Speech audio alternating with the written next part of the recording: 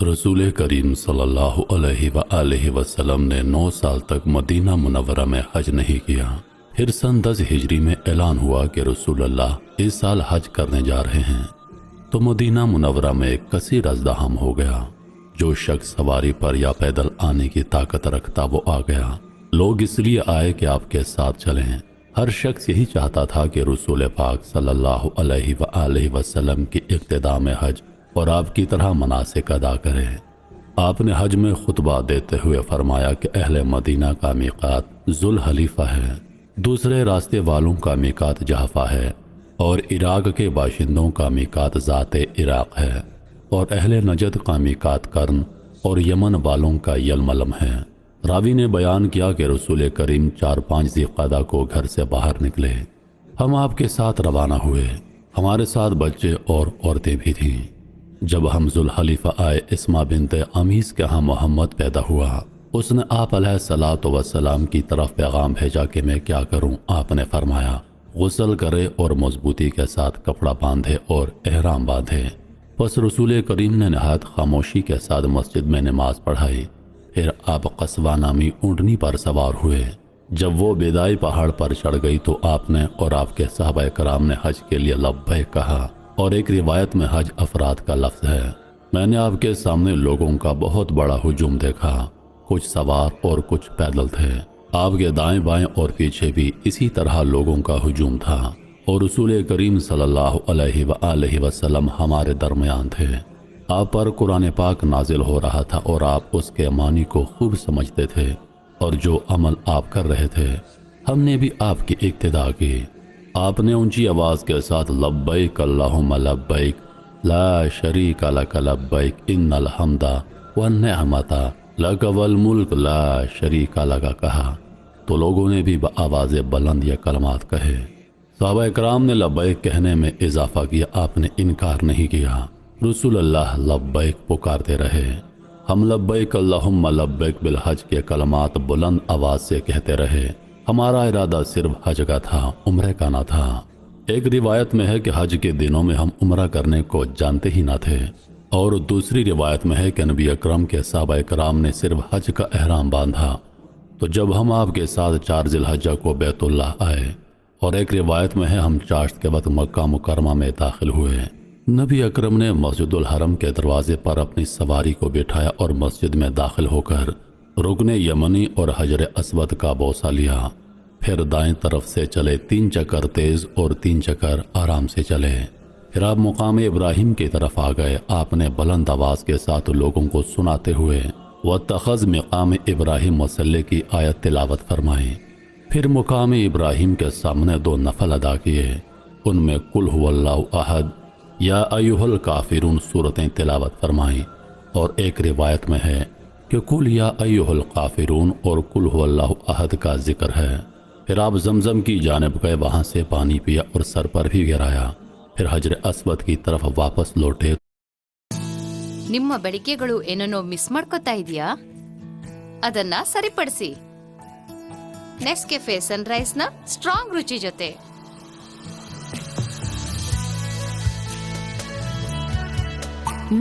Perfect. From Nestle. तो उसका बोसा लिया। फिर दरवाजे से, और एक रिवायत में सफ़ा के दरवाजे से सफ़ा की जानिब निकले। जब सफ़ा के करीब पहुंचे तो आपने अस्सफ़ा वल मरवा मन शाइरुल्लाह आयत तिलावत करते हुए इरशाद फरमाया, मैं इससे इब्तिदा करता हूँ जिससे अल्लाह ने इब्तिदा की है। हम उससे इब्तिदा करते हैं जिससे अल्लाह ताला ने इब्तिदा की है। तो आप अवलन सफ़े पर चढ़े। बैतुल्लाह का मुशाहिदा करते ही मुँह उसकी जानिब किया। अल्लाह की तौहीद बयान की, उसकी तकबीर व तहमीद करते रहे, और ये कलमात कहे कि उसने अपना वादा पूरा कर दिया, अपने बंदे को कामयाब किया, और अकेले ने सब जमातों को मग़लूब कर दिया। फिर आपने दुआ फरमाई और इन कलमात को 3 बार दोहराया।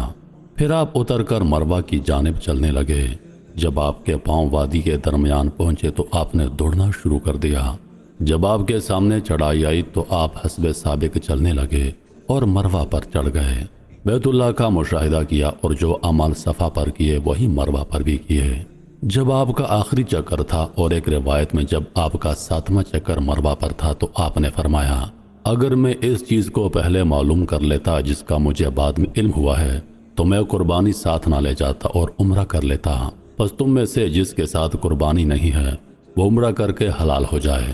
اور ایک روایت میں ہے کہ آپ نے فرمایا تم بیت اللہ کا طواف اور صفا اور مروہ کے درمیان صحیح کر کے حلال ہو جاؤ، سر کے بال منڈواؤ اور حلال رہو۔ پھر یوم الترویہ 8 ذی الحجہ کو حج کا احرام باندھو، اور تم نے حج مفرد کو عمرہ بنانا ہوگا۔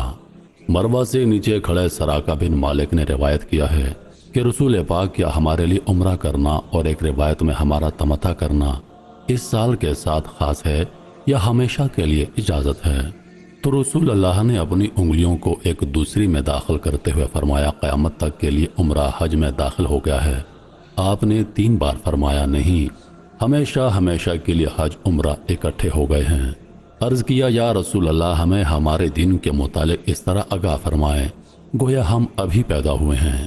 آپ فرمائیں کہ آج آپ جو عمل کر رہے ہیں کیا ہمارا عمل پہلے لکھا جا چکا ہے، تقدیر میں قلمیں چل چکی ہیں، یا ہمارا عمل کرنے کے بعد مستقبل میں لکھا جاتا ہے؟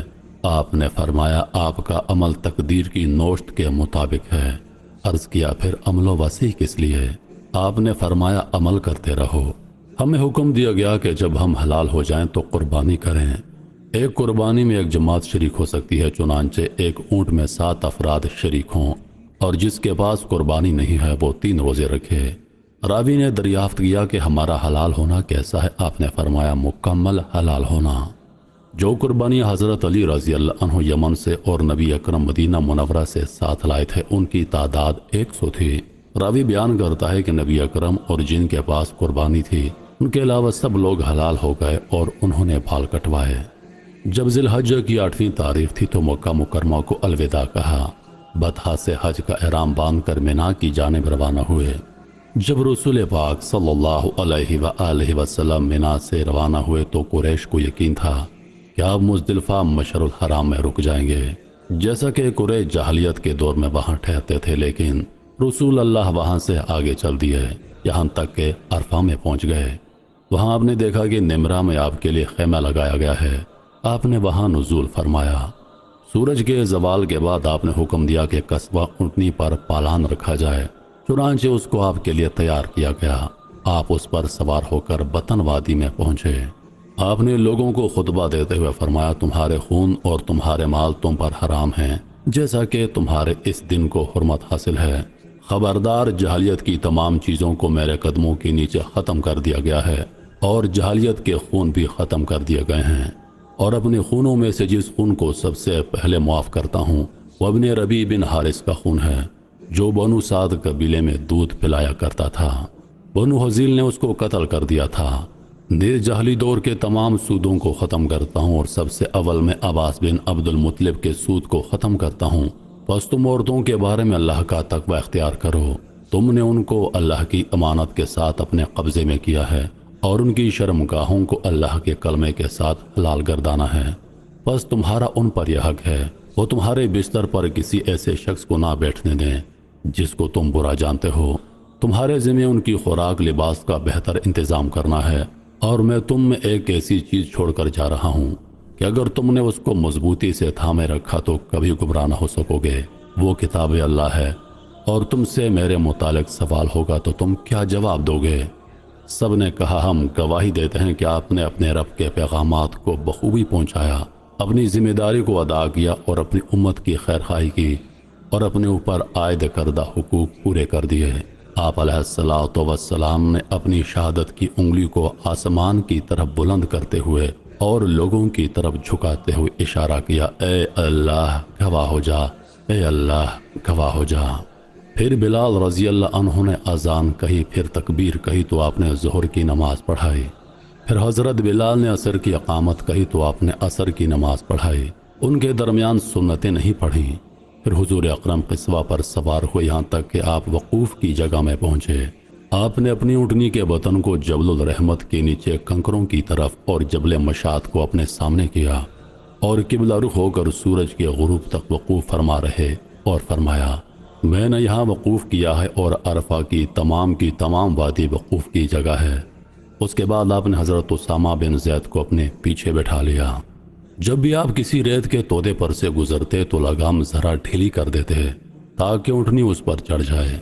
यहाँ तक कि आप मुजदलिफा पहुँच गए। वहाँ आपने मगरिब और इशा की नमाजें एक अजान और 2 तकबीरों के साथ पढ़ाई और उनके दरमियान नफल नहीं पढ़े।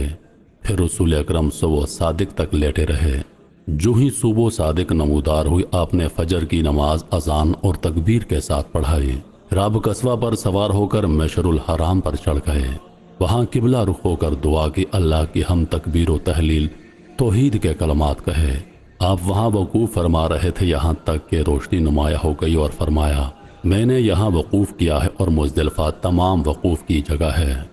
आप सूरज तुलू होने से पहले मुजदलिफा से चल पड़े। आप सुकून के साथ आ रहे थे। फजल बिन अब्बास रजी अल्लाह अन्हु आपके पीछे सवार थे। फिर आप दरमियानी रास्ते पर चले जो जबराए कुबरा पर पहुँचता है। यहाँ तक कि आप उस जुमरे पर आए जो दरख्त के पास है, तो आपने उसको चाश्त के वक्त 7 कंकर मारे। हर कंकर के साथ अल्लाह अकबर कहते। याद रहे कंकर लोबिया के दाने के तकरीबन बराबर थे। आपने बतन वादी से कंकर मारे।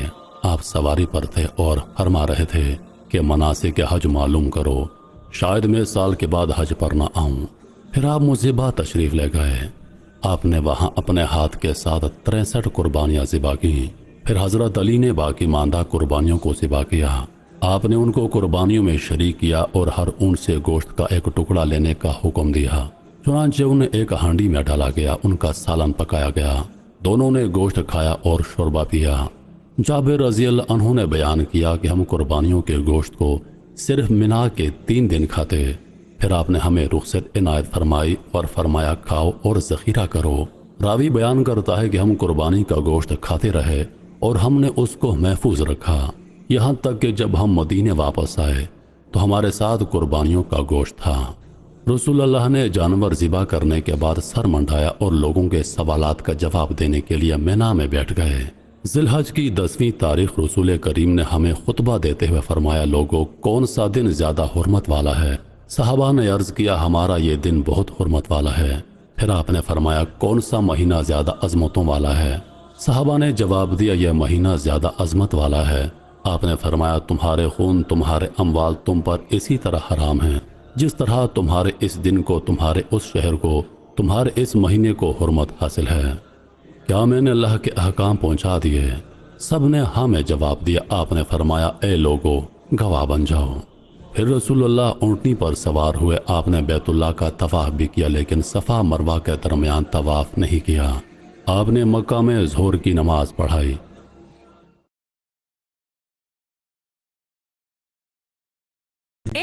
ಹಾಯ್ ಅಕ್ಕ ಏನ್ ನಡ್ತಿದೆ ಅರ್ಥ ಆಗ್ತಿಲ್ಲ. ನಿನ್ನ ಡ್ಯಾಂಡ್ರಫ್ ನಿಂದ ಮೀರಾ ಆಂಟಿ ಡ್ಯಾಂಡ್ರಫ್ ಶಾಂಪೂನ ಯೂಸ್ ಮಾಡು. ಸಣ್ಣ ಈರುಳ್ಳಿ ಮತ್ತು ಮೆಂಕದ ಶಕ್ತಿಯೊಂದಿಗೆ ನಿಮ್ಮ ಡ್ಯಾಂಡ್ರಫ್ ನ 100% ನಿಯಂತ್ರಿಸಿ, ಕೂದಲನ್ನ ಸ್ಟ್ರಾಂಗ್ ಮಾಡುತ್ತದೆ. ಸಣ್ಣ ಈರುಳ್ಳಿ ಡ್ಯಾಂಡ್ರಫ್ಗೆ ದೊಡ್ಡ ವ್ಯತ್ಯಾಸ. आपने ज़ूपी पे पैसे डाल दिए? बिल्कुल पाजी। 2 लाख के जूते पहनने वाले ने डाल दिए तो सेफ ही होगा। अरे नहीं नहीं पाजी, ऐसा बिल्कुल नहीं है। सेफ नहीं है? नहीं नहीं, जूपी पे पैसे सेफ हैं। जूते मेरे 2 लाख के नहीं है, 2.5 के हैं। जूपी पे खेल लो इंडिया का अपना गेम लूडो। आज ही zoopy.com से ऐप डाउनलोड करो, खेलो और जीतो लाखों तक कैश। इस खेल में आदत लगना या आर्थिक जोखिम संभव है, जिम्मेदारी से खेलें। तो इस पूरे जोन को